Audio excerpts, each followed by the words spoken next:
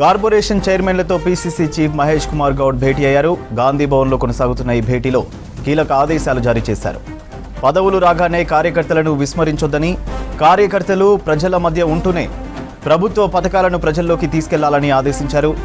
రాబోయే రోజుల్లో పదవులు కంటిన్యూ కావాలన్నా పనితీరు ఆధారంగానే ఉంటుందని సూచించారు.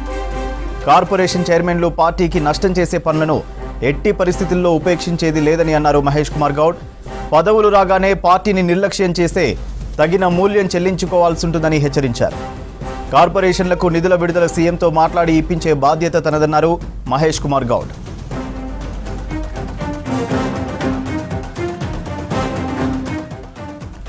కార్పొరేషన్ చైర్మన్లతో పీసీసీ చీఫ్ మహేష్ కుమార్ గౌడ్ భేటీ అయ్యారు. గాంధీ భవన్లో కొనసాగుతున్న ఈ భేటీలో కీలక ఆదేశాలు జారీ చేశారు.